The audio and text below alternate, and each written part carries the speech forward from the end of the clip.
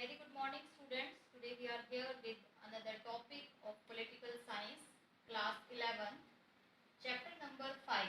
Student, we are going to start chapter number 5. Chapter name is legislature.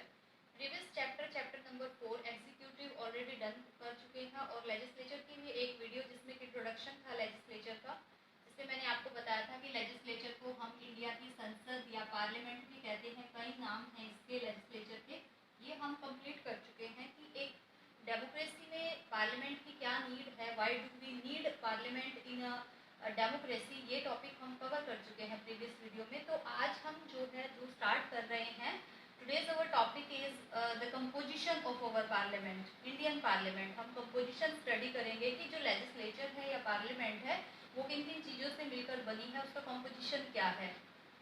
तो student, सबसे पहले तो article 79 में हमारी जो पार्लियामेंट है, इंडियन पार्लियामेंट है, उसको मेंशन किया गया है कि आर्टिकल 79 के अकॉर्डिंग इंडिया में एक पार्लियामेंट होगी, एक लॉ मेकिंग बॉडी होगी, जिसमें कि देश के लिए जो भी कानून है एक प्रोसीजर के साथ वो कानून बनाए जाएंगे।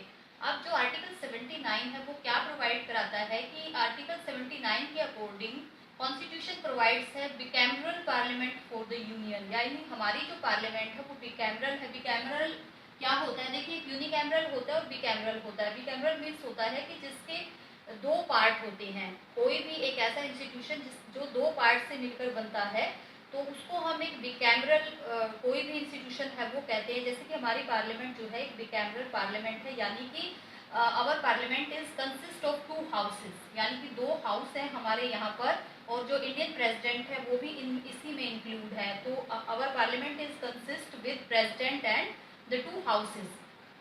अब जो 2 हाउसेस हैं उनका कंपोजिशन स्टडी करते हैं कि जो 2 हाउसेस हैं वो कितने मेंबर्स हैं, उनमें क्या टेन्योर है उनका, और क्या क्वालिफिकेशन उसका मेंबर बनने के लिए चाहिए होती है। तो सबसे पहले देखेंगे कि 2 हाउसेस में फर्स्ट जो हाउस है वो है राज्यसभा और सेकंड जो हाउस है वो है लोकसभा। आप लोगों ने सुने हुए हैं ये कि हमारे जो पार्लियामेंट में 2 हाउसेस हैं, राज्यसभा और लोकसभा। राज्यसभा जो है उसको अपर हाउस भी कहा जाता है। 1 मार्क्स में पूछ लेते हैं कि अपर हाउस कौन सा है, तो अपर हाउस कौन सा है हमारा, जो है राज्यसभा, और लोकसभा जो है वो हमारा है लोअर हाउस। ये याद रखना है कि लोकसभा जो है वो हमारा लोअर हाउस है और राज्यसभा जो है वो हमारा अपर हाउस है। तो दोनों को आपने ध्यान रखना है। अब अगर मेंबर्स की बात देखें, जो राज्यसभा है वो हमारा एक परमानेंट हाउस है। परमानेंट हाउस मीन्स क्या है कि जो राज्यसभा है वो कभी डिसॉल्व नहीं होता, कभी मतलब उसको भंग नहीं किया जा सकता। कंपैरेटिवली लोकसभा एक ऐसा हाउस है जो डिसॉल्व हो सकता है, यानी कि वो भंग किया जा सकता है लोकसभा को, उसके मेंबर्स को। मतलब एक तरह से हम देखें कि अगर वो जो अपना कॉन्फिडेंस अगर वहाँ पर खो देते हैं पार्लियामेंट में, तो उस लोकसभा जो है वो हमारी वो डिसॉल्व हो जाती है, जबकि राज्यसभा हमारा परमानेंट मेंबर है। तो अगर टोटल मेंबर्स की इसमें बात करें, क्योंकि हम कंपोजिशन स्टडी कर रहे हैं, और स्टूडेंट एक बात ध्यान रखना, जो मैं आपको टॉपिक करा रही हूँ वो एक क्वेश्चन की फॉर्म में ही हो रहा है। जैसे कि फर्स्ट जो हमारा टॉपिक था वो why do we need parliament, और तो एक क्वेश्चन हमारा वहाँ प्रिपेयर हो रहा है, और सेकंड हमारा है कंपोजिशन, यानी कि पार्लियामेंट का क्वेश्चन कई बार आ जाता है कि describe the composition of Indian parliament. तो ये बहुत इंपॉर्टेंट क्वेश्चन है कि जो हमने कंपोजिशन को हमने डिस्क्राइब करना है, तो उसमें हमने पार्लियामेंट में क्या क्या चीजें कंसिस्ट करके बना हुआ है वो हम कर रहे हैं। तो राज्यसभा, जैसे कि अभी आपको बताया, अपर हाउस है, और टोटल मेंबर जो होते हैं राज्यसभा के वो 250, टोटल मेंबर 250 होते हैं, जिसमें कि 230 मेंबर्स जो होते हैं वो मेंबर्स इलेक्ट होते हैं स्टेट लेजिस्लेचर के मेंबर्स के द्वारा, यानी जो स्टेट असेंबली होती है उनके द्वारा ये मेंबर्स इलेक्ट होते हैं।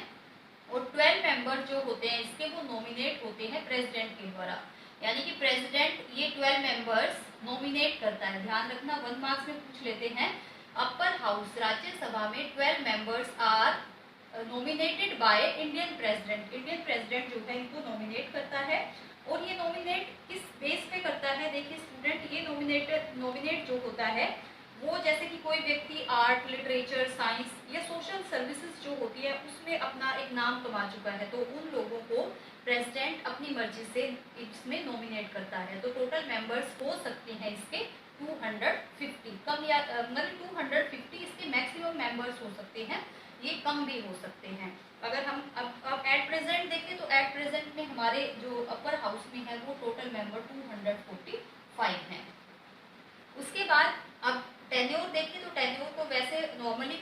वो 6 ईयर्स होता है इसका टेन्योर, यानी कि 6 ईयर तक एक मेंबर राज्यसभा में रह सकता है, क्योंकि एक कंडीशन होती है इसकी कि जो 1/3 मेंबर्स होते हैं वो रिटायर हो जाते हैं आफ्टर 2 ईयर्स, और जो वैकेंसीज अब जो होती हैं फिर उनको दूसरे मेंबर्स आके फिल करते हैं, तो टोटल जो टेन्योर बन जाता है वो एक पर्सन का वो होता है 6 ईयर्स।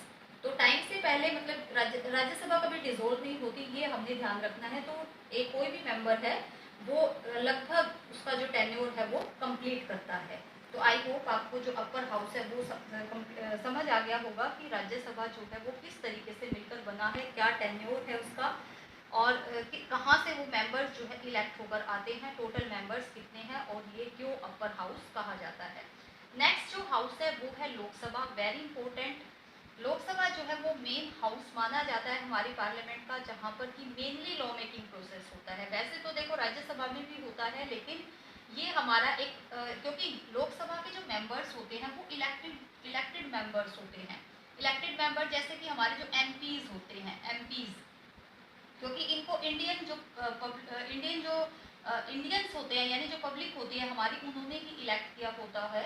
तो ये मेंबर्स जो कॉन्स्टिट्यूएंसीज होती हैं हमारी, जैसे कि हमारा देश डिफरेंट कॉन्स्टिट्यूएंसीज में डिवाइड हुआ है, उन्हीं में से ये एमपीज निकल कर आते हैं और लोकसभा के मेंबर बनते हैं।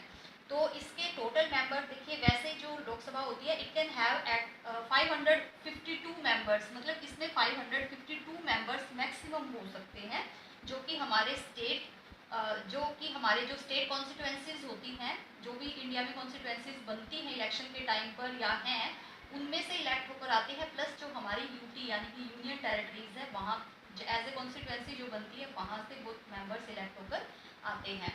तो अब मोस्टली जो इसके मेंबर्स होते हैं वो 545 मतलब होते हैं। जैसे एट प्रेजेंट में देखें तो यही मेंबर्स हैं, जिनमें 543 मेंबर्स तो जो है वो इलेक्ट होकर आते हैं, प्लस 2 मेंबर्स जो होते हैं वो एंग्लो इंडियंस कम्युनिटी के होते हैं, जिनको कि प्रेसिडेंट अपनी मर्जी से नॉमिनेट करते हैं।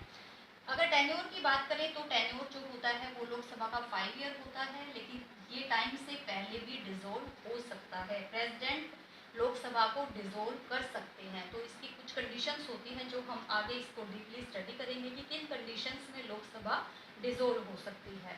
तो ये मतलब पूरा इन दोनों हाउसेस का कॉम्पोजिशन है। उसके बाद दोनों हाउसेस के सेशन होते हैं, यानी एक तरह से मीटिंग होती है इनकी, जिनको कि पार्लियामेंट हेड करता, जो हमारे प्रेसिडेंट है वो इनको हेड करते हैं। प्रेसिडेंट जो है मीटिंग्स को जो सेशन होते हैं वो बुलाते हैं दोनों हाउसेस के, और एटलीस्ट 2 सेशन जो है वो एक ईयर में होने बहुत ज़्यादा ज़रूरी होते हैं। मतलब एक वैसे ज़्यादा भी हो सकते हैं कि 1 ईयर में अगर प्रेसिडेंट चाहे तो 3 सेशंस है या 4 सेशंस है वो बुला सकते हैं, लेकिन जो सेशंस होते हैं उनमें 6 मंथ का जो एक गैप होता है वो होना ज़रूरी होता है। तो एक साल में अगर कहा जाए तो इन शॉर्ट मैं कहूँ तो 2 सेशन होना बहुत ज़्यादा ज़रूरी होता है। लेकिन अगर कोई इमरजेंसी है या कोई बहुत ज़रूरी कोई टॉपिक है जिसके ऊपर डिस्कशन करना है, तो प्रेसिडेंट उस टाइम में भी दोनों हाउसेस के इकट्ठे कंबाइन सेशन बुला सकते हैं। कंबाइन मीटिंग होती है जिसको कि प्रेसिडेंट मतलब बुला सकता है और कोई भी टॉपिक उसमें डिस्कस किया जा सकता है, लेकिन 2 सेशन के बीच में 6 मंथ का गैप होना ज़रूरी होता है। इमरजेंसी टाइम पीरियड में उनको कोई अनदर अगर सेशन बुलाना चाहे तो प्रेसिडेंट बुला सकते हैं। तो स्टूडेंट ये हमारा कंपोजिशन है जो मैंने आपको बताया। आई होप आपको समझ आ गया होगा।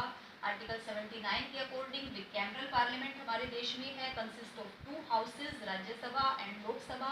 Rajya Sabha is called upper house and Lok Sabha is called lower house. तो ये इसी तरह का जो पैटर्न होता है, इसी के साथ जुड़ा हुआ एक छोटा सा टॉपिक वैसे बता रही हूँ मैं आपको, हमारी जो स्टेट असेंबलीज होती है उनमें भी होता है।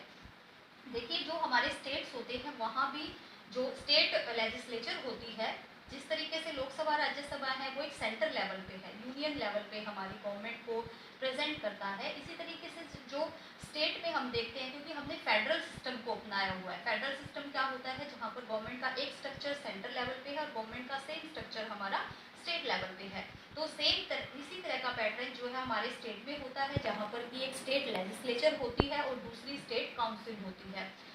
कुछ स्टेट ऐसे होते हैं जहाँ पर कि बिकैमरल जो लेजिस्लेचर होती है, और कुछ स्टेट ऐसे होते हैं जहाँ पर कि यूनिकैमरल जो लेजिस्लेचर होती है। जैसे कि हमारे यहाँ पर 7 स्टेट ऐसे हैं जिन्होंने कि बिकैमरल लेजिस्लेचर को अडोप्ट किया हुआ है, जिसमें आपकी बुक में नेम दिए हुए हैं, जिसमें आंध्र प्रदेश है।